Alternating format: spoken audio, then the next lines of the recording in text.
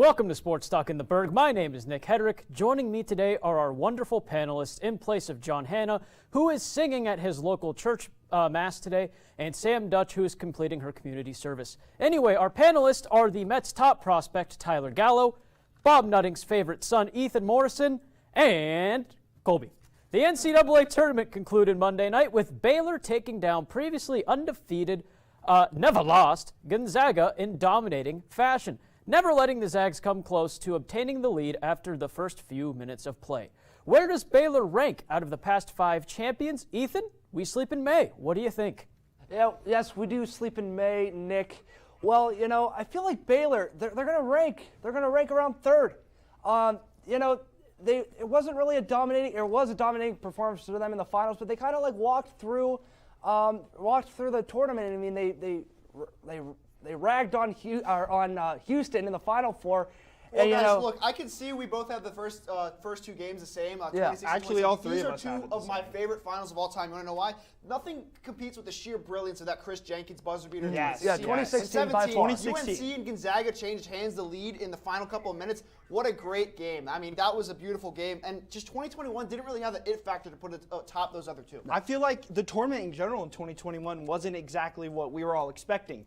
We did have some nice upsets with Oral Roberts and Oregon State, but it just felt like there was something missing this year. I think like after that second round where we saw those slew of upsets, like after the Sweet 16, those games were just slow, and they weren't really close. We didn't really get that March factor in a lot of them, and I think that's one of the reasons why I feel like Baylor's lower. The sheer lack of buzzer beaters this year was really the one thing that I mean, yeah, Jalen Suggs' buzzer beater was incredible. You had Virginia Tech on the first game of the tournament. The first game of the tournament was a buzzer beater, but after that, it was sort of just we knew who was going to win going on. There was a lot of overtime games, but still, like overtime, they played into overtime, and then they just ran away with the game. Whoever got the lead, they ran away with it. The Final Four kind of sums up this tournament as well with an absolute blowout in the first game. Baylor handles Houston. And then the second game is really where it shined, though. You see Johnny Juzang with about 3 seconds left ties the game in overtime.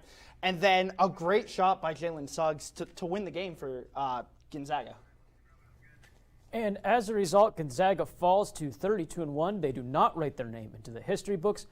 Do you guys think we will ever see a program go undefeated ever again? And if so, who? Anybody in the near future?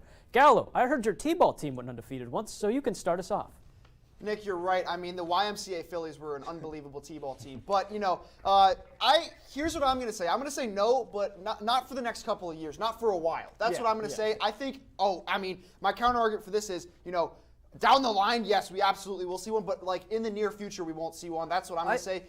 This year, it really showed how hard it was to build a team. I honestly think I'm surprised that Gonzaga lasted this long, especially in a COVID year. I mean, there were times, like, when they had to face Iowa 3 weeks off, before, like, they were 3 weeks off because of COVID. They had to come back. They destroyed Iowa. It does help, though, that their conference isn't exactly the strongest. The West Coast Conference is not really the best. They still could have lost. They could have lost, yes, but their toughest competition was BYU. Was that 2014 Kentucky team. That team was unbelievable. I think they had it, and they didn't 2015, I think it had DeMarcus Cousins, Devin Booker, and a couple other Right. All these NBA teams All-Stars. will go undefeated, but they can't finish the dance. I think there's, especially in college basketball and in college sports in general, you're going to have those games where you're going to flub something, and something's going to go wrong for your team.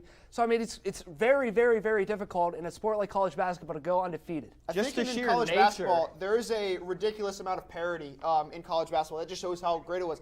You know, Gonzaga, it just shows how hard it is to build a team that can go undefeated. I mean, they just, they were one game away, but, you know, They were put to the test against UCLA. I mean, you can only go so much in a weekend span, in a 2-day span. I mean, they just ran out. Just the sheer nature of March Madness, the insanity that it is. Men on a rainy Sunday. So I mean, that game was pretty great, but Gonzaga, that showed where they faltered in that game.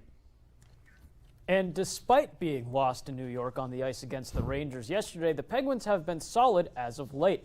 Who do you think the franchise should look to acquire at the April 12th deadline, however? Colby, I would never trade you, so why don't you start us off?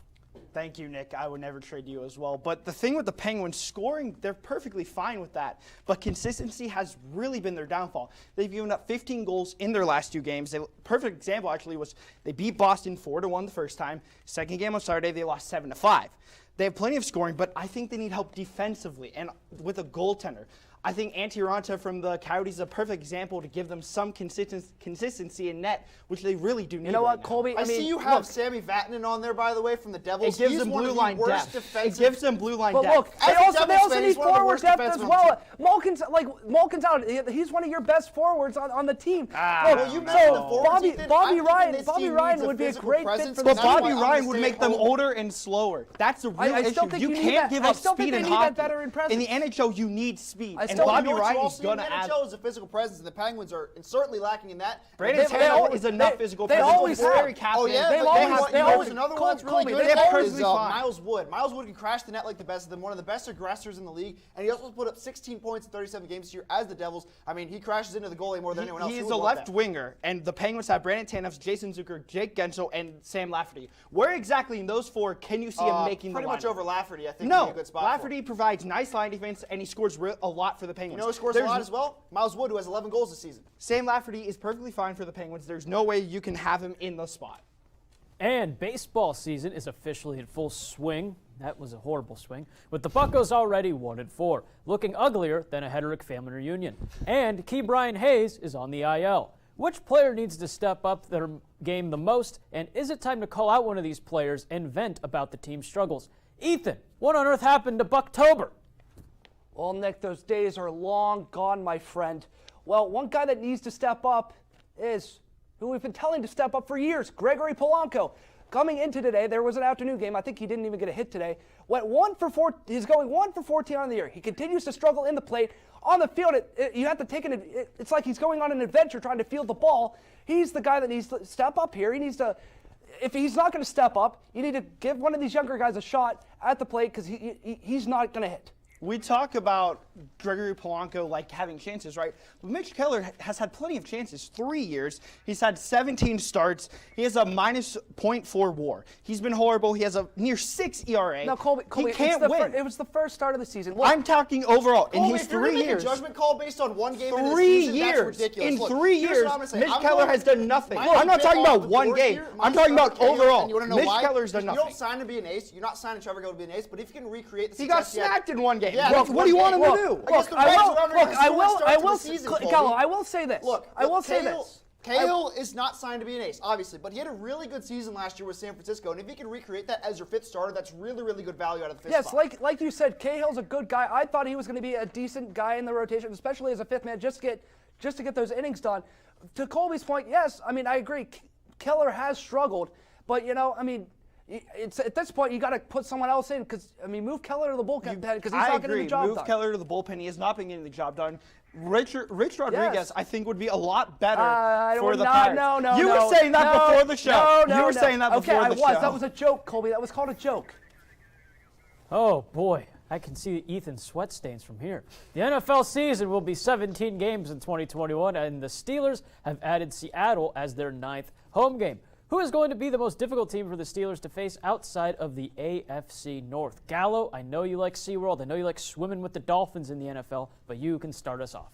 Well, there's one clear choice for me. There's one clear choice for me in this scenario, and it's got to be the back-to-back Super Bowl appearances in Kansas City. I mean, they're always going to be the team you're going to want to look out for if they're on your schedule, and the team that you want to beat if you're going to make it for a precursor for the rest of the year. Gallo. We saw what happened when the Chiefs face any defensive pressure. They've lost 2 offensive linemen. Yes, but Colby. They can't protect Patrick Mahomes. What are they going to do? Colby, they played lost, the Steelers simulator and not run the ball. Steelers lost a significant number of players to free agency. Bud Dupree, one of those guys. Look, this is not the same defense. This is going to be a different defense. The Steelers might not even win the division. I don't see how they won the division against the Browns. I still agree with Kansas City. I can't agree with that. Kansas City. They don't have protection for Patrick Mahomes. They've lost weapons. They have lost defense. Who did they lose? Sammy Watkins goes in your slot and provides good That's offensive a big production. one. They still have Hill. They still have Hill. Take away Hill and Kelsey, what do you have? Well, Kelsey and Hill are not gone, Colby, so they're still there. If a defense shuts down Travis Kelsey and Tyreek Hill, they've got nothing. They play Steelers But simulator how did and not that run the ball. defense perform last year against the Browns in the AFC wildcard game? How did that defense perform?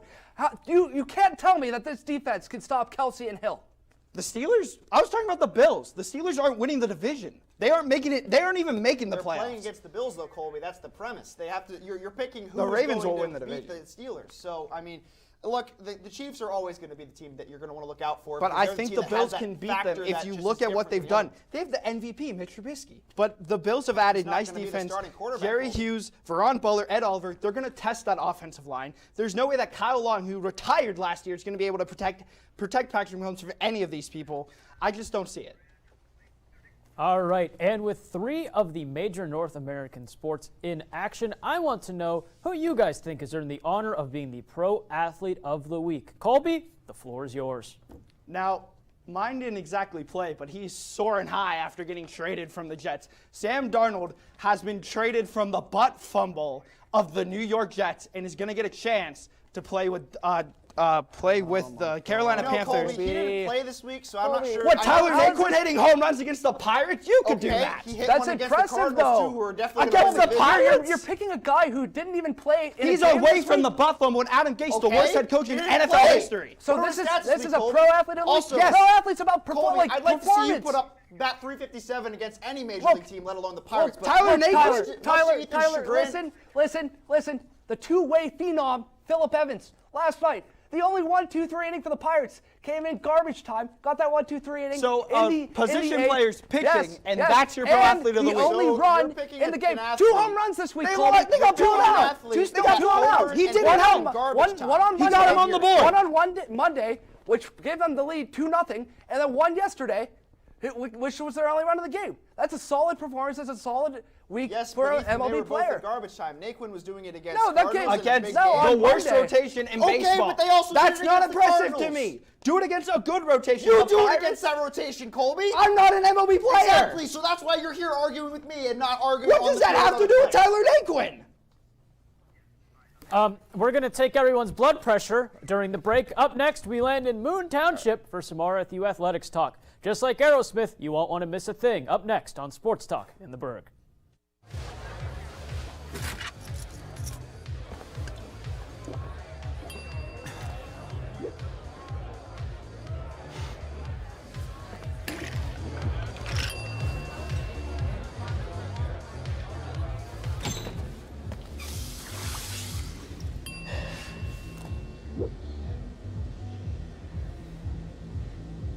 If you need to do something to feel okay to drive, you're not okay to drive. Don't drive buzzed. Maybe you can make retirement happen. After all, you made her college years happen. Wacha. Opening that education savings account when she was little. Spearheading a campus tour. And another, and another, and another, and another. Bam! Deciphering financial aid. She was like, what? And now she's like, you aced planning for college. Now get the tips you need to get on track at aceyourretirement.org. Jason, let's go see your room.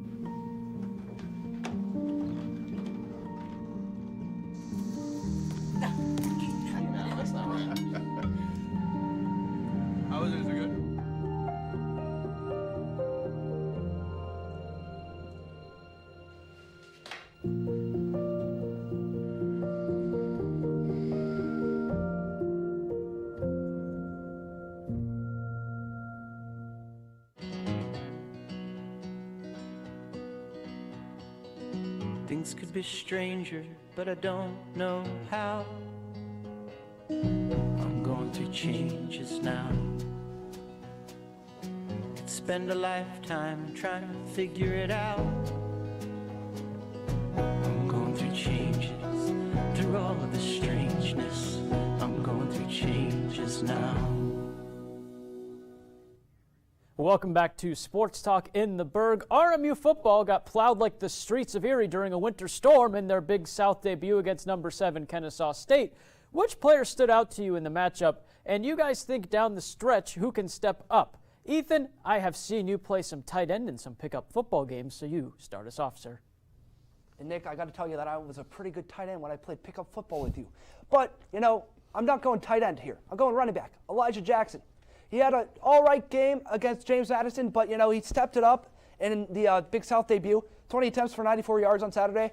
Like I said, took a big step up. If he continues to play well, I think he's one of the guys that are going to be the top players on this team. I think the Colonials are going to go as far as George Martin takes them as the quarterback. Yeah, as far as 51 yards in that game. You going to let me finish? Kennesaw State. And he looked terrible. He looked terrible. Your running back is 5'11", so he's too short for this. He still almost had a 100-yard game. He's too short for this. Both your running backs are too short. They're not going to get any yards. But Colby, did you see this? Did you even watch this game on Saturday? Did you?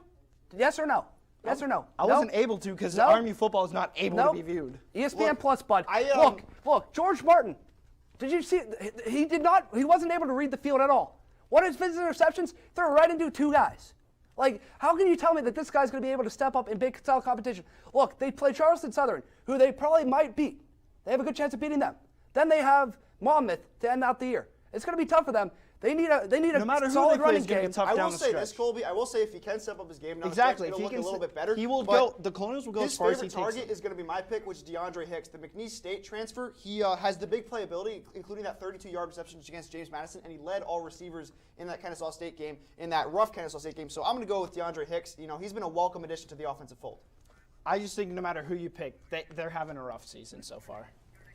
All right, and so men's lacrosse will host Cleveland State this Saturday to celebrate Senior Day. My invitation must have been lost in the mail. Which senior has been the most valuable to the program this year with the team as an independent? Gallo, you have graced the Joe Walton press box with your presence for some lacrosse coverage. What do you think? Well, I think anyone would be wrong to not pick Ryan Smith on this season. Yeah. He's got 49 points in 9 games and some great performances against some of the top teams in the nation. He put up 5 points against or he put up 4 against Duke, 3 against Notre Dame, and 5 against Virginia, and including scoring 11 points, breaking his own record against Bellarmine. Yes, Gallo, yes, Ryan Smith has had one heck of a season, but I think Jimmy Perkins, the 7th-year senior, he's played just as well as Ryan Smith. With 49 points in 9 games, he's played just as well. Ryan Smith has 49 points. He's still a big contributor to this offense. I will say, 33 goals. Jimmy Perkins also has had really good games against these really top-tier teams they played. He has that experience at Utah, which he led as captain for a couple of years. So I think that is a very good pick as well. But you can't really go wrong with either of those guys. No, you really can't. I mean, yes, like we said, Ryan Smith has played amazing this year. 33 goals. What he has, like 49 points. He's played amazing. But I think, like, looking past him, because we know he's the best player on this team. Looking past him, I think Jamie Perkins is one of the best players on this team. And I think that Ryan Smith, though, he's had such a fantastic season. You really can't go wrong with either of those two. But Ryan Smith has been just such a great season so far. They've had a really good year on all standpoints. Their offense is firing on all cylinders. Even though they're not getting the wins, it's a bit of a misnomer. And keeping it on the lacrosse field, I think that's just a football field, but oh well. Women's lacrosse has been fantastic in the MAC with an 8-2 record overall and a 4-0 record in conference. Who will be their toughest challenge en route to a conference championship? Colby, I heard your third cousin, twice removed, won a national title at Notre Dame for lacrosse, so you lead us off. Yes, she was. But the lacrosse team beat Kent State. I think that Kent State, though, is going to provide them a nice competition as they continue through the season. You guys both picked Central Michigan.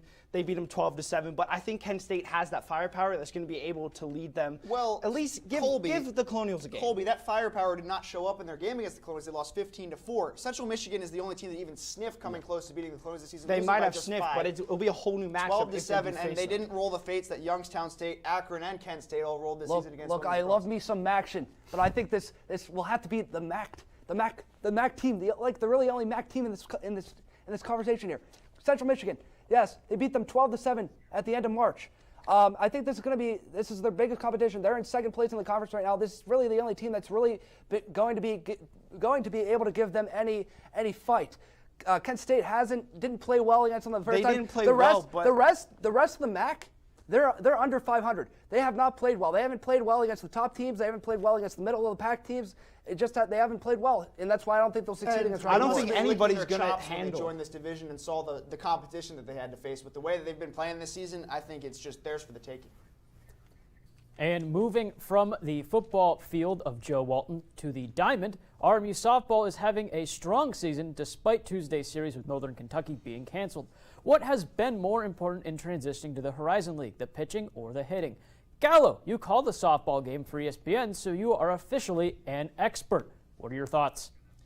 Well, I think the thing that this team has sincerely lacked over the last couple of years is that offensive clutch and that late inning thing. So they've gone until last season they went 0-48 when trailing after 5 innings. Now in the last 2 years they're 4-11 when trailing after 5 as well. So not a great improvement. That's still more than 0 wins, and their hitting has been unbelievable this year. They've put up some great comebacks against good teams like Oakland. But I think the main thing is you need pitching continuing into the postseason and later on. They've lost every single game. They've given up more than 5 runs in a game. It doesn't matter how many runs you score. If you're giving up 5 runs a game, you're gonna lose. You need to have solid pitching, you need solid starting, you need a solid bullpen. Look, I still think it's going to be a matter of the offensive output here. They have a 3.79 ERA right now, which isn't terrible. It's not bad. And if you but, don't put up runs, you can't get any wins. They're batting an impressive. If you give up runs, you will lose. You need to stop the other team from scoring. That's the name of the game. The team's offensive numbers, they're amazing. 284 on the year right now. In their final season in the NEC in 2019, their final full season, they were batting 240 in 51 games. I mean, the offensive output is going to be so much. It's going to matter so much more in the Horizon League than it was in the NEC in making this transition. I still think though that they need that pitching to carry them into the Horizon League and on. All right, and college sports are still running wild, like Hulkamania, brother. Ethan, you start us off with our college athlete of the week. Okay, I know I'm going to get a lot of heat for this, but it's going to have to be Jalen Suggs. I'm sorry. Just what can you say about that clutch buzzer beater at the end, the half-court shot to end the game? He put his team on his back. Look, he had the clutch block late in the second half. Ethan, they got blown out. It doesn't matter his performance in the Final Four. They didn't do anything with it. He still scored 22. Okay. That's great. He scored 22 points. His team got blown out. Jared Butler, in the last 2 games on the Final Four, he was on fire. Against Houston, he had 17 points, 4 assists, and 5 rebounds as they blitzed Houston. So in the finals, when they played Gonzaga, he went off with 22 points, 7 assists, and he was named most outstanding player of the tournament. You went against the grain here. A little bit against the grain. So Tice Thompson had one heck of a week. He signed his ELC a couple of days ago. He was still at Providence in college, and then he made his debut last night with the Devils in their loss to the Sabres. But I know that's professional hockey. I know, but he's still enrolled at Providence technically. But so he didn't play for Providence. He scored. Yeah, he did. He played. Not right now. That was New Jersey. I mean, their season just ended, so he technically still played for Providence. Not this week. He scored a point in the first 4 minutes of the game. Just a shout out to all the guys that signed would be their professional ELCs. athlete of the week. This realizing a is dream of signing a professional contract is a huge thing, and I know John Hanna would appreciate me mentioning all the ELCs that were signed this week. But still, I mean, it's still sort of a feel-good story in a way. I know it's not technically there's all the nuances, like not technically college, but he's still technically enrolled at Providence. I guess technically that could be college athlete of the week, but at least mine and Ethan's played. Jalen Suggs, that buzzer beater is really good. You picked an athlete that didn't play at all for pro athletes, so I don't know. Okay, but at least he's in the pros. Don't even bring that up. We're talking about college athlete right now. Wow, so during the break, we're going to teach Colby that the athlete should play and Gallo that college is college. And also after the break, it is final takes because it is the last of the semester. Be sure to grab a box of tissues and prepare to fight off the tears.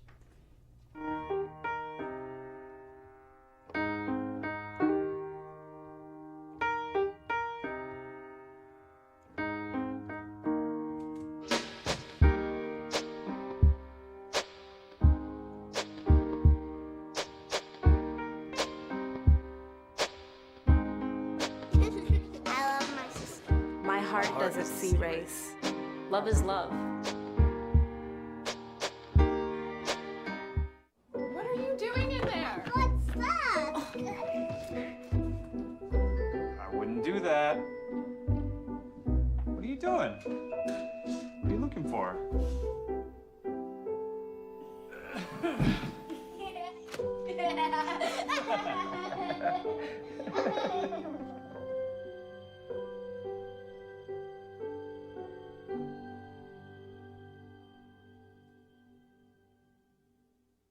How prepared is your family if a hurricane shows up at your doorstep, or a flood, or a blizzard?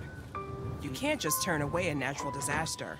That's why it's important to go to ready.gov/plan now. It has the tools and tips you need to make an emergency plan with your family. So if disaster comes knocking, Let's go. you'll be ready to help keep your family safe. It's just a pizza. Yes. Make a plan today.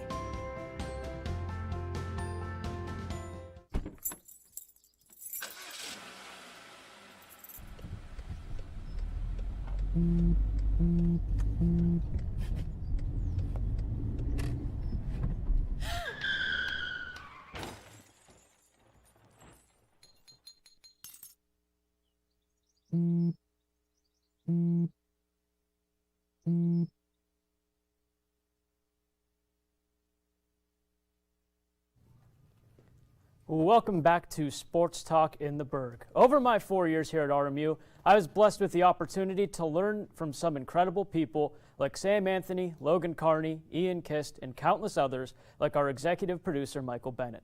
When I was handed the reins of this show in 2019, I wanted to make it can't miss television.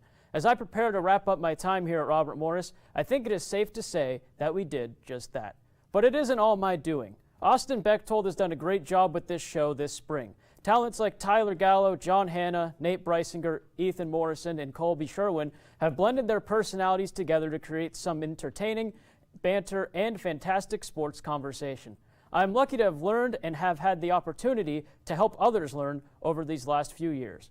As I prepare for the next chapter of my life, I can sleep easy knowing that I will leave this show in a better place than I found it. To everyone on screen and behind the scenes, to everyone watching at home, and to everyone that showed me the ropes, thank you. And thank you to Austin and Ethan for allocating some time today to allow me to say a few words. We now begin the hopefully not as sentimental final takes with Colby Sherwin. Thank you, Nick, and you made this transition to Robert Morris really easy. But now everyone want to play for the Heat and the Lakers. Let's go being back to competitive and going at these people. Kevin Durant, July 16th, 2010. KD sent this tweet out when LeBron James signed with the Heat. When during Durant sent this tweet out, he was one of the most likable players in the NBA. Now he's on his third team, his second super team, and is getting on Twitter fights with 13-year-olds who dare question the mighty KD. What happened? When he signed with the Warriors in 2016, it was looked as one of the weakest free agency moves of all time. After all, the Warriors were 73-9, one game away from winning the NBA title with the best shooter of all time, Steph Curry, Klay Thompson, Draymond Green, and so much more. Not to mention coming back from 3-1 against guess who? Durant and his Thunder. In 2019, when the Warriors lost to the finals, KD jumped ship again to be the man of his own team. After him and Draymond Green got in a fight between the two, KD wanted to take the last shot against the Clippers, who were the 8th seed at the time in the regular season. And Draymond Green said, quote, on the bench, "We won without you. We don't need you." Draymond Green was right. The Warriors were 73-9. They won a title after all, and were 2 games away without KD in 2019 against the Raptors. Now he's with the Nets, with James Harden and Kyrie Irving, and they have formed the most unlikable team of all time. Not to mention Blake Griffin, Draymond Green, and LaMarcus Aldridge. It looks like KD rather be on Twitter fighting with everyone who calls him out than being competitive and going at these peoples. Now that opening day has come and gone and baseball season's underway, one thing has continued, and that is the greatness of Jacob deGrom, who tossed 6 scoreless innings with 7 strikeouts against the Philadelphia Phillies. He was pumping triple-digit heat in almost every inning and looking like he is the best pitcher in baseball, which he is. While the story of him being removed after 77 pitches is for another day, thanks to Luis Rojas, I am going to give him more support than his own team does and offer a prediction for the 2021 MLB season. He toyed with the Phillies, which he often does against them, and I think he's going to continue to do that this season against every team he faces. While it won't be as dominant as the season that he had in 2018, I think deGrom once again will have an insane season. He'll have another sub-2.5 ERA, 200-plus strikeouts, all en route to winning his 3rd Cy Young, cementing him as the best pitcher in baseball and bolstening his Hall of Fame case for future seasons. Well, the 2021 MLB season has a week under its belt, and there have already been some intriguing storylines. The Mets and Nationals Open Series was canceled. Rookie Yermin Mercedes had an 8-for-8 performance in his first 2 games of the season with the White Sox, or Shohei Ohtani becoming the first pitcher for the Angels to bat for himself in an American League game since the DH rule was implemented in 1973. But since this is Sports Talk in the Burgh, let's take a look at an issue a little closer to home. Wow, didn't see this one coming, did you? The Pittsburgh media and the so-called fans of the Pirates. Opening week, we have seen so many former Buccos succeed with their former teams.